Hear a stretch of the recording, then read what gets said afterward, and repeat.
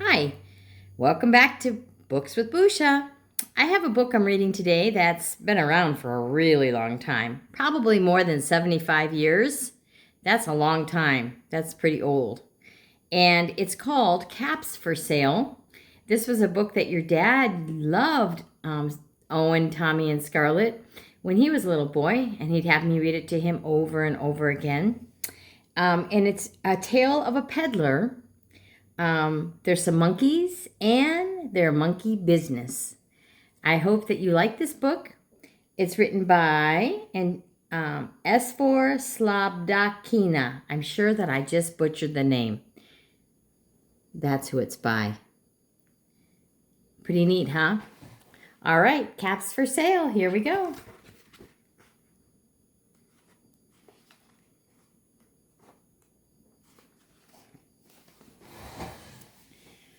Once there was a peddler who sold caps, but he was not like an ordinary peddler carrying his wares on his back. He carried them on top of his head. First he had his own checked cap, then a bunch of gray caps, then a bunch of brown caps, then a bunch of blue caps, and on the very top, a bunch of red caps.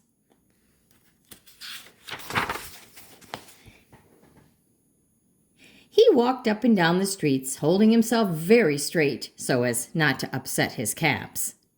As he went along, he called, "Caps! Caps for sale! 50 cents a cap!"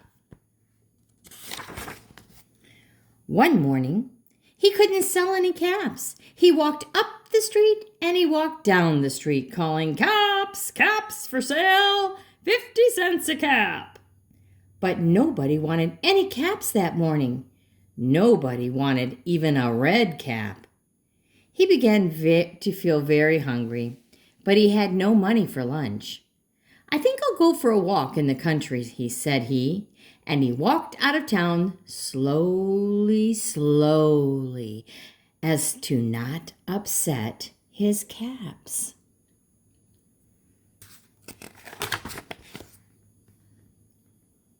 He walked for a long time, until he came to a great big tree. "That's a nice place for a rest," thought he, and he sat down very slowly under the tree and leaned back little by little against the tree trunk so as not to disturb the caps on his head. Then he put up his hand to feel if they were straight. First his own checked cap, then the gray caps, then the brown caps, then the blue caps, then the red caps, and on the very top. They were all there. So he went to sleep. He slept for a long time. And when he woke up, he was refreshed and rested. But before standing up, he felt with his hand to make sure his caps were in the right place. All he felt was his own checked cap. He looked to the right of him, no caps. He looked to the left of him, no caps. He looked on the back of him, in the back of him, no caps. He looked behind the tree, no caps. Then he looked up into the tree, and what do you think he saw? On every branch sat a monkey. On every monkey was a gray or a brown or a blue or a red cap. The peddler looked up at the monkeys. The monkeys looked at the peddler. He didn't know what to do. Finally, he spoke to them. "You monkeys, you," he said, shaking his finger at them. "You give me back my caps." But the monkeys only shook their fingers back at him and said, "Tisk, tisk, tisk."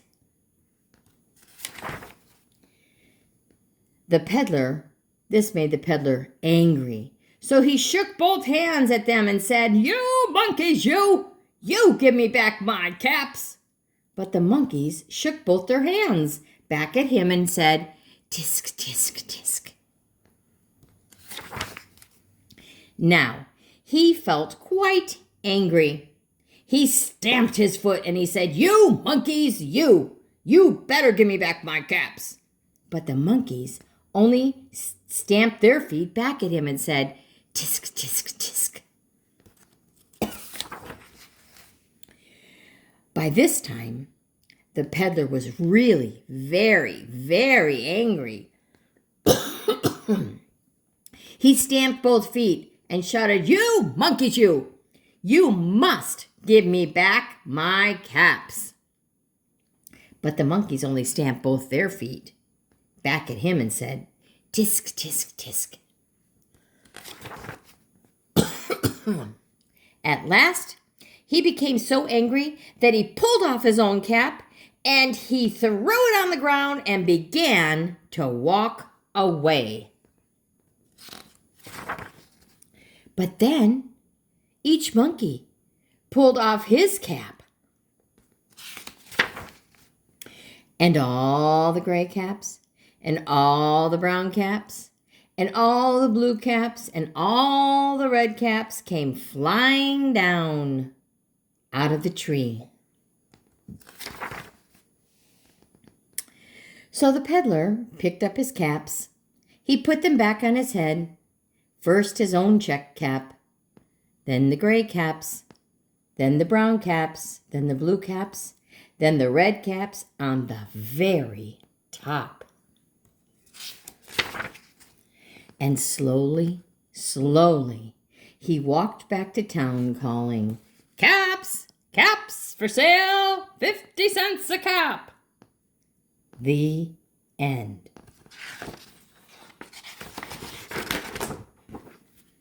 Caps for Sale. Fun book. All right, I hope you liked that one.